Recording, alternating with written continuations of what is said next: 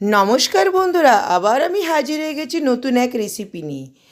আজকে আমি আপনাদেরকে করে দেখাবো রেস্টুরেন্ট স্টাইল টমেটো স্যুপ। আপনারা তো বাড়িতে অনেক ধরনের টমেটো স্যুপ তৈরি করেছেন বা অনেক পদ্ধতিতেও স্যুপ করেছেন। আজকে আমি একদম আপনাদেরকে সহজভাবে টমেটো স্যুপ করে দেখাবো। এখানে আমি 500 লাল লাল একদম টমেটোগুলো নিয়ে নিয়েছিলাম, যেগুলো একদম লাল। এর মধ্যে একটা ছোট মিডিয়াম সাইজের পেঁয়াজ আর 7 থেকে 8 কোয়া রসুন। এরপর আমি সেগুলো গরম জলে 5 থেকে 7 মিনিট ভালোভাবে ফুটিয়ে নেব। দেখুন আমার 5 থেকে 7 মিনিট হয়ে গেছে। এরপর আমি আপনাদেরকে তুলে দেখিয়ে দিচ্ছি, এখানে আমার পেঁয়াজটা আর রসুনটা দুটোই সেদ্ধ হয়ে গেছে। এরপর আমি গ্যাসটা অফ করে দেব। এরপর দেখুন এভাবে আমি টমেটোর খোসাগুলো সবগুলো উঠিয়ে নিচ্ছি। টমেটো খোসাগুলো থাকলে কি হবে, আপনাদের যখন ব্লেন্ডারে ব্লেন্ড করবেন একটু অসুবিধা হবে।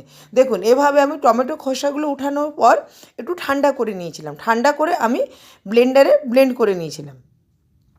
আপনাদেরকে পেস্টটা উঠিয়ে দেখাচ্ছি। দেখুন এই রকম টমেটো পেস্টটা হয়েছে। আপনারা যদি চান এর মধ্যে একটু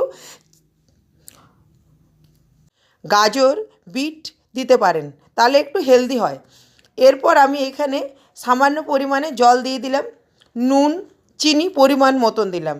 চিনিটা আপনারা যেরকম মিষ্টি খান আপনারা সেরকম দিতে পারেন। এরপর আমি একটু গরম করে নিচ্ছি।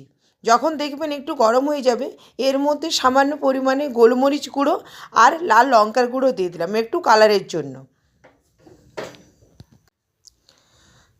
এখানে আমি একটা বাটিতে কর্নফ্লাওয়ারটা গুলে নিচ্ছি।